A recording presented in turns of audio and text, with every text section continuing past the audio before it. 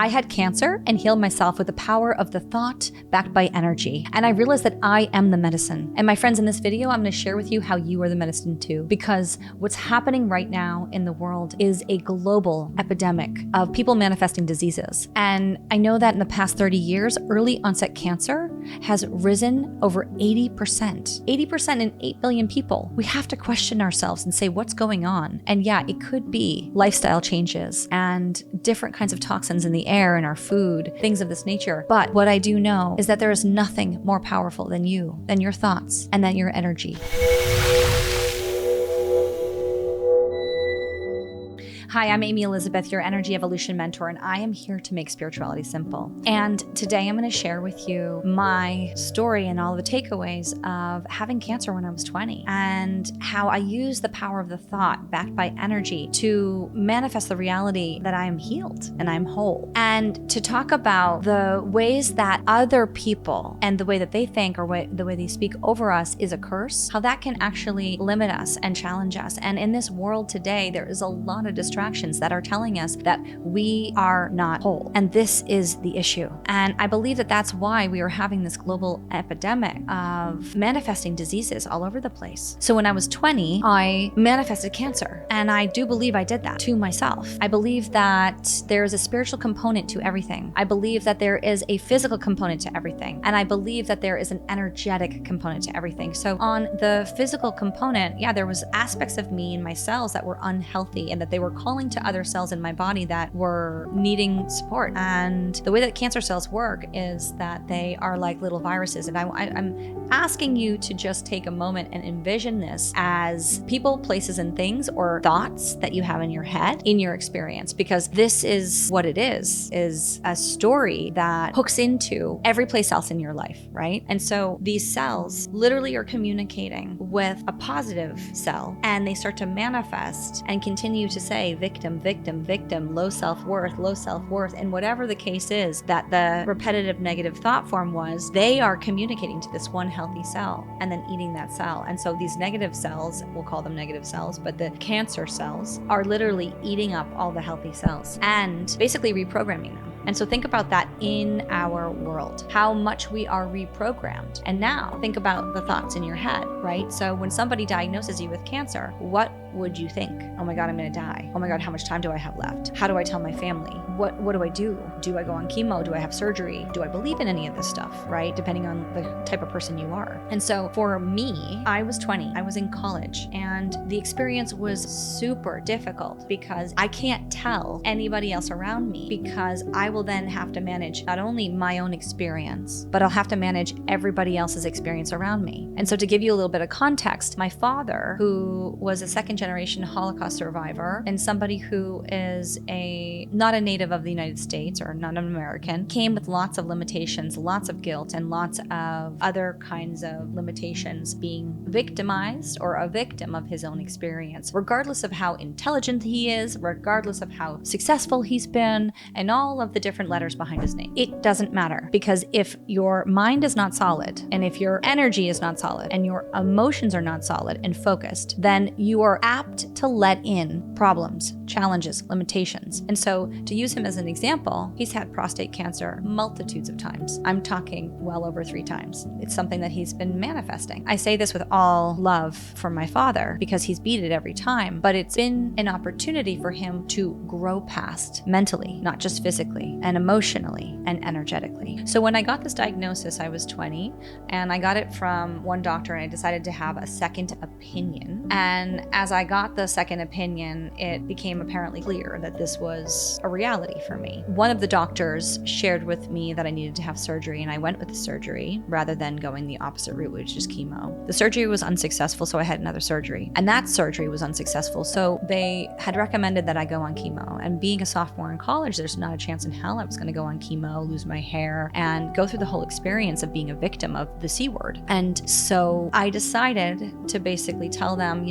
listen, listen, I'm gonna go my own way. And as somebody who had already been introduced to the world of energy, the world of energy work and energy medicine, I knew the power of thought. I was also very much a believer and subscriber to some of Dr. Joe Dispenza's work and the understanding of coherence healing and hooking into a higher frequency. And as you hook into a higher frequency and stay in that frequency, meaning stay in that thought, stay in that energetic potential of wholeness, and know that everything inside me is perfect and everything inside me is whole and everything inside me is healed. And to stay in that frequency and continue to watch my thoughts literally 24/7 and realign my thoughts with the healed, whole, and completely aligned with universal light. That 6 months later, where I had surgery and what was taken out actually grew back as a whole organ. And so this is a medical miracle, right? And as they tested the cells, there was no more cancer. And so I'm not saying that it's easy, but I'm saying that it's possible. And I realized in that how when I heard the diagnosis, the first diagnosis, I went into a little bit of victimhood. And I went with the medical model, not to say that the medical model's wrong, but I went with the medical model to do the procedure and experience that and realize that that didn't work the first time. So I tried it a second time. The second time didn't work. And so I thought to myself, well, 3 times a charm. And then when I was told basically that I potentially wouldn't be able to have children, I wouldn't live life the same way that other people would my age, I felt cursed by those words. And know that other people's thought forms, other people's words have an energetic that can create a destiny for you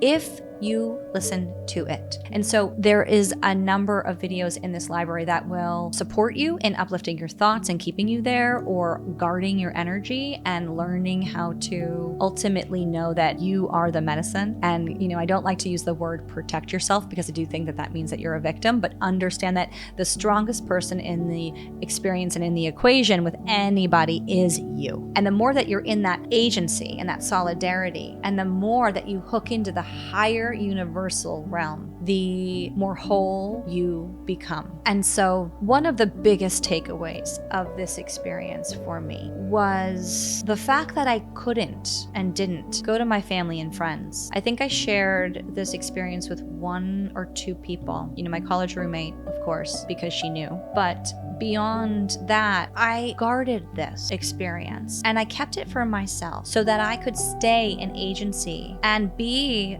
the driver of the vehicle of this experience, because we do create our own reality. So if God is the boat and you are the captain, where are you directing that boat, that ship, the energy of your experience? Because know that you are truly the director of this whole play that we call life. And so if you continue to direct your focus and your ship towards the universal light, towards, and however you want to call it, energy, the positive, most uplifting energy, towards source, towards your highest and best self, towards becoming the person who you were born to be, which is healthy and whole and in unconditional love always and forever. If you continue to direct and focus your thoughts and back your energy with the direct knowing, the embodiment, the feeling of wholeness and unconditional love, then there is no misalignment or incongruence in that experience for you. And the only thing that gets to live there is unconditional love and wholeness. And so that's truly how I became my own medicine and how I learned how to heal myself. And my friends, you are the medicine. You get to continue to question and be in curiosity.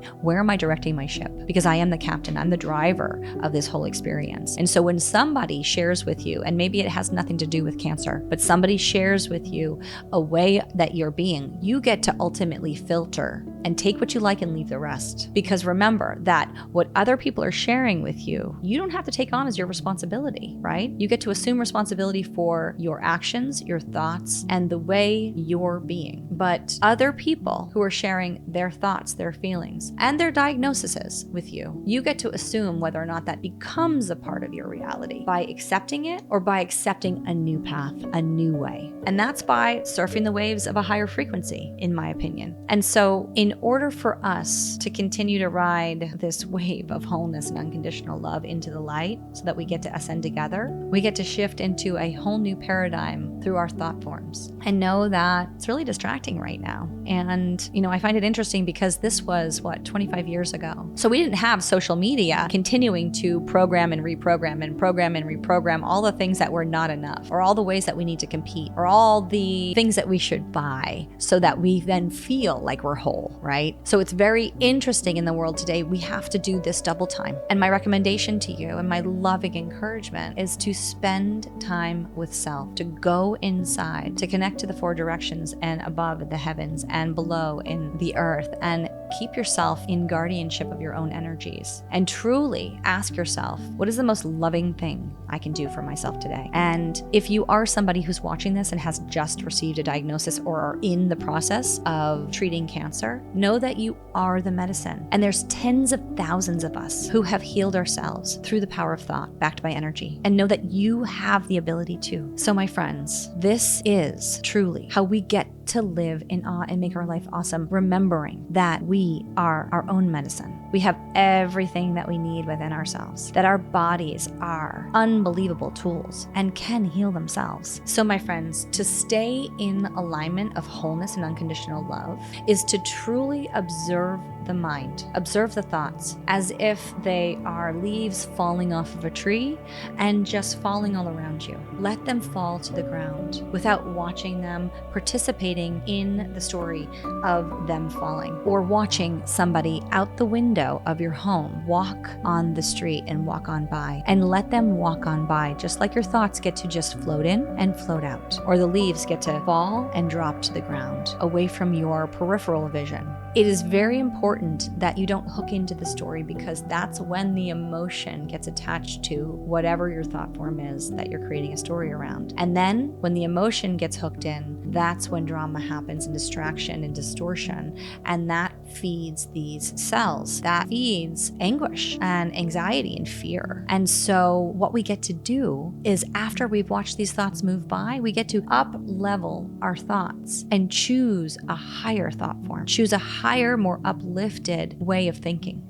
And so you can watch a number of different videos in our library. There's one meditation about uplifting your thoughts and consciousness. There's others about guarding your energy. And so again, another way that you get to choose the highest alignment into wholeness and unconditional love is to consistently know where you are in time and space. And so grounding into the energies of the earth, grounding into the energies of the sky, and understanding where you are in time and space, meaning all the directions, and then connecting into your heart so that you can feel the force field of energy around you. And within that force field, there is a level of guardianship. And again, I'm not saying protection, but in agency and solidarity and interdependence of your walk. The more you know who you are, the less you're apt to actually hook into other stories of people who want to share with you what you are, what's happening to you, or whatever their belief system is. And lastly, the community of people that you surround yourself with. One of the reasons I chose not to communicate this with my family was because I just knew that their level of thinking would be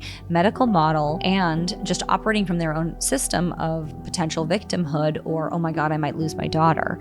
And so them hooking into that frequency and continuously communicating that to me would be communicating to the cancer cells for me to stay sick. I hope this makes sense. It's not because they don't love me or they don't want me to be well. It's because sometimes people's fears, worries, and doubts will actually impede your field and your frequency. And so it is vital who you share information with. Just like I tell business leaders, when you are birthing an idea or a business that hasn't been birthed yet, do not share that with anyone, because there's cords, connections, and attachments that can come into the field, so that you treat this like an unborn child that you're nurturing and you're loving. And so the same is for your thought forms in the highest alignment of wholeness and unconditional love. That is a place that is sacred, and you get to treat it as so. And I have created a community called Energy Evolution Experience of a number of leaders and people who are going through their own own healing and own journeys into wholeness and unconditional love.